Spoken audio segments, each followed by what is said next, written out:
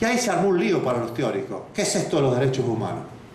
Y llegamos al lío mayor con la Constitución argentina cuando incorporamos como todos los derechos humanos, bueno, el que levantaba la mano íbamos incorporando. Incorporamos muchísimos derechos humanos. Entonces ahora tenemos un montón de derechos humanos que es muy difícil clasificarlos, porque todos son importantes. Y empezamos a ver uno ¿y cómo los clasificamos? ¿Cómo entendemos esto? Y ahora viene un intento de clasificación. Y tiene mucho que ver con el rol del Estado y con la época que apareció y la fuente. Y fue en Francia, después de la Segunda Guerra, por los años 60, que se dijo, miren, se tomó las tres banderas de la Revolución Francesa. Se dijo, el primero de los derechos humanos, estos de la Revolución Francesa, fueron la libertad. Después aparecieron los derechos de la igualdad, los derechos sociales. Y después aparecieron los derechos de la confraternidad, la tercera, ¿no? La confraternidad, que es esta suerte de fraternidad internacional que busca la solidaridad mundial. Entonces tenemos tres generaciones de derechos humanos. Tres generaciones. El primero basado en la libertad. ¿Y cuál es los derechos humanos? Son los derechos humanos del artículo 14 de la Constitución Nacional. Son los derechos que tienen como fuente la Revolución Francesa, que tienen como fuente Europa. Son europeizantes. Tienen como fuente el constitucionalismo moderno. Esos son los derechos humanos de primera generación. Y el epicentro de todos los derechos humanos es la libertad. Y la libertad. Y ahora vuelvo al Estado y otra ventanita. Fíjense cuando lo dice Rousseau. El pequeño avance había sido de la esclavitud a la relación de vasallaje. Mire el salto que se da ahí, cómo se rompe todo eso. Y bueno, quedan vestigios de esclavitud y que se van a ir siendo la lucha de los derechos humanos, y luego va a caer en América y termina el último, bueno, en Estados Unidos con todas las formas, y termina con el gran personalidad que es Martin Luther King, con su discurso y los derechos civiles en el Mississippi. Ahí, digamos, es el gran avance sobre los derechos humanos de primera generación. De primera generación. Bueno, después viene la segunda generación de derechos humanos, que son los basados en la igualdad, que es la cuestión de los trabajadores, la cuestión social, los derechos humanos sociales, que tienen como fuente el derecho nacional.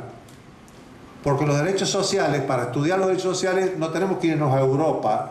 La primera generación nos vamos a Europa, estudiamos Rousseau y empezamos a estudiar como antecedente. Para ir a los derechos sociales, en Rusia hay que ir a la Revolución Rusa, en México a la Revolución Mexicana, en la Argentina al 17 de octubre. Todos son distintos. Y en cada país tiene su personalidad, su forma. Fuente nacional. Fuente nacional. Y después vienen los otros, los que nacieron después de la guerra con las Naciones Unidas y con los tratados internacionales.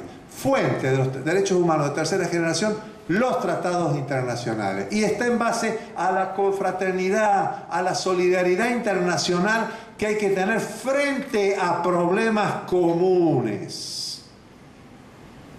Y aparecen los derechos de la mujer, Beijing y el Cairo, aparecen los derechos que surgen por las víctimas del genocidio, aparecen los derechos que surgen, derechos políticos, el Pacto de Nueva York, derechos del niño por la trata de niños, y bueno, uno que está muy vigente y que ha adquirido una importancia enorme, los derechos de defensa del medio ambiente, los derechos que tenemos sobre el medio ambiente, donde miren ustedes, cada uno de nosotros somos un habitante de un planeta que tenemos que cuidar.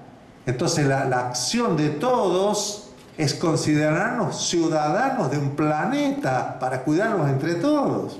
Y aparecen ahora la cuarta generación de derechos humanos que ya está. Nosotros estamos adelantados porque ya la tenemos, que es la inclusión social, la inclusión de las culturas originarias, la inclusión digital. Pero ya las Naciones Unidas está hablando de la cuarta generación de derechos humanos y de estos temas, donde no se sabe qué nombre ponerle. Si encarar por los derechos humanos de la biociencia, de la bioética o de la era digital. Yo me inclino más, que es mucho más comprensivo de esto, es la era digital. Los derechos humanos que nacen por la tecnología. Casi todos estos derechos humanos, primera, segunda y tercera, han surgido como una suerte de direccionar la economía. Cuando la economía te venía avasallando y venía, la economía es como una enorme piedra que cae de la montaña y va picando y no le interesa para dónde pega, cae de la montaña. Los derechos humanos es una forma de que esa piedra, cuando cae de la montaña, darle un cauce y que no provoque daño o que provoque el menor daño posible.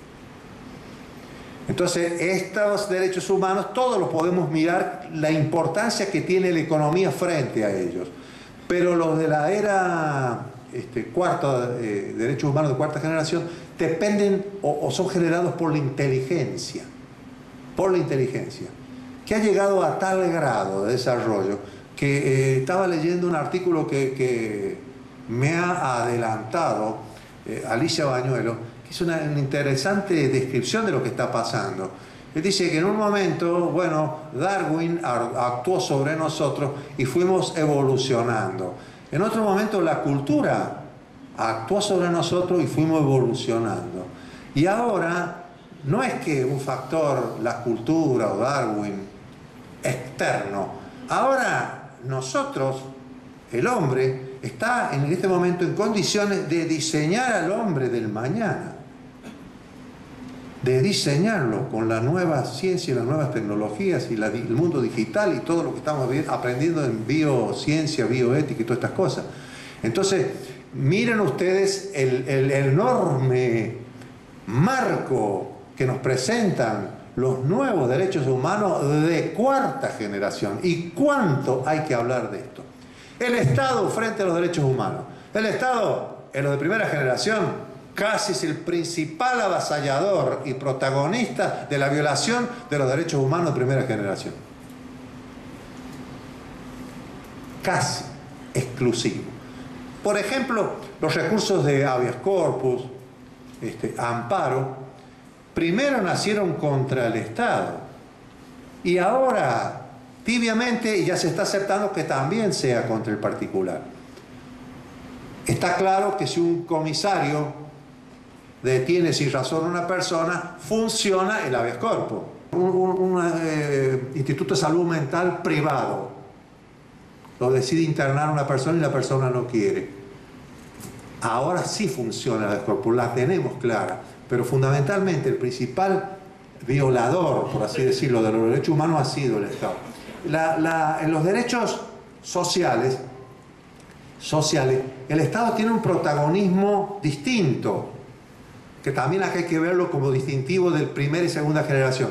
El Estado, frente a los derechos sociales, es como, es un tercero entre la lucha patrón-obrero o la relación patrón-obrero. Es un tercero, según como se lo mire, lucha o relación. Es un tercero. Bien, ese tercero no es el principal protagonista, pero es importante, porque es el árbitro. Es el árbitro. Y muchas veces es protagonista también. Entonces tenemos que tener una mirada especial con cada uno de los derechos humanos y el Estado. Entonces, que en definitiva, y ahora vuelvo y cierro y termino, que el Estado genere un instituto. La pregunta es, ¿para qué? Y nos ha respondido maravillosamente el señor ministro el doctor Morales Ruiz cuando dijo para velar por los derechos humanos, para velar por los derechos humanos, para vigilar los derechos humanos, para que se cumplan los derechos humanos, para meditar los derechos humanos, para mejorar la legislación, para remover obstáculos que sean violatorios a los derechos humanos. Entonces, qué noble instituto, me encanta, estoy gozoso hoy de presentarlo, apoyarlo. Que no caiga en el pecado que es tan fácil caer de politizar los derechos humanos, casi politiquear los derechos humanos. No, no, no. Los derechos humanos son de todos, todos tenemos que vigilarlos, todos tenemos que cuidarlos, todos tenemos que ser vigías y velar por ellos. Y el Estado, asumir esta actitud, la voy a decir con un término de psiquiatra, qué sé yo, de psicólogo, es como una actitud de autocrítica permanente frente a los derechos humanos. Qué bueno esto, qué bueno. Y que participen todos, y que participen todos. Que no sea solo un lugar de denuncias, que puede serlo y está bien y bienvenido. Tiene que ser un lugar de meditación, de remover obstáculos, de pensar, de mejorar la legislación, mejorar nuestros estatutos. Tenemos estatutos que son, o legislación que tiene obstáculos todavía. Hay que mirarla permanentemente. Y bueno, y esta diversidad, su integración de los tres poderes, que participen los municipios con distintas miradas políticas y regionales, es como muy bueno, muy bueno. Y bueno, estoy de acuerdo, contento, gracias por invitarme. Me encanta estar acá y hablar, así que me voy a tener que terminar este discurso porque si no va a ser muy largo. Gracias.